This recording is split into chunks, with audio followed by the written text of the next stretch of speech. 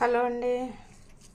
ఈరోజు శనివారం కదా, వెంకటేశ్వర స్వామికి ఇదిగోండి లడ్డు బూందీ చేశాను.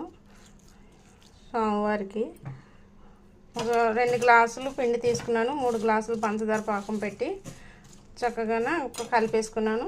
దోశ పిండిలా కలిపి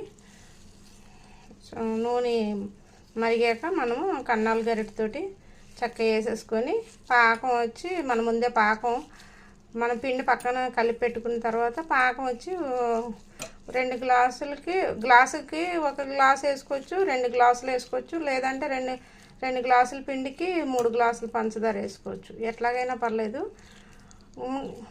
మామూలుగా అయితే 1 గ్లాస్ వేసుకుంటే మనకి తీపి తినలేని వాళ్ళు వాటికి సరిపోద్ది. కొంచెం స్వీట్ ఎక్కువ తిన్న వాళ్ళు గ్లాసుకి 2 గ్లాసులు వేసుకోవాలి పంచదార. గ్లాస్ పిండికి 2 గ్లాసులు. తర్వాత వచ్చి పిండి పక్కన కలిపి పెట్టుకొని మనం వాటరు మన దోశల పిండిలా కొంచెం చిక్కగా, దోశ పిండి కంటే కొంచెం చిక్కగా కలుపుకొని పక్కన పెట్టుకొని ఈ పంచదార వచ్చి పాకం పెట్టుకొని మన పాకం ఏంటంటే కొంచెం జిగురు పాకం వస్తుంది చూడండి. అట్లా జిగురు పాకం వచ్చాక తీసేసి పక్కన పెట్టుకోవాలి.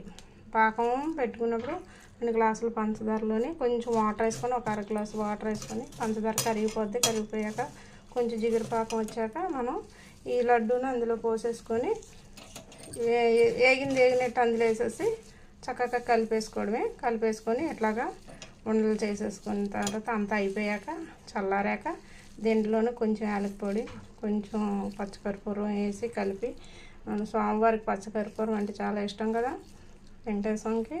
అందుకని మనం యాలక పొడి, పచ్చకర్పూరం,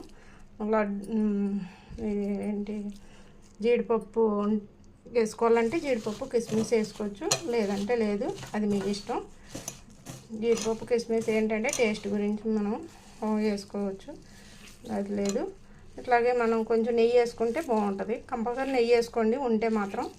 నెయ్యి వేసుకొని ఇలా చిన్న కొంచెం లడ్డూలు పెద్దగా చుట్టుకోవచ్చు, చిన్నగా చుట్టుకోవచ్చు. కానీ వేడిగా ఉన్నప్పుడే చుట్టేసుకుంటే మనకు ఉండ అయిపోద్ది. ఇట్లా శనివారం పూట మీరు కూడా ఒకసారి ట్రై చేయండి. వెంకటేశ్వర స్వామికి ఇలా పెట్టడం మంచిది. స్వీటు నైవేద్యం.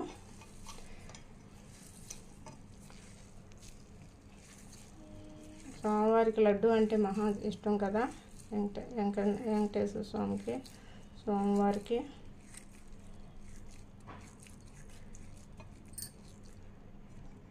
చూసారా ఎంత బాగా వచ్చాయో. మనకు కావాల్సిన సైజు. నాకు చెయ్యి వేడి పట్టలేకపోతున్నాను, అందుకని కొంచెం స్పీడ్గా చేయలేకపోతున్నాను.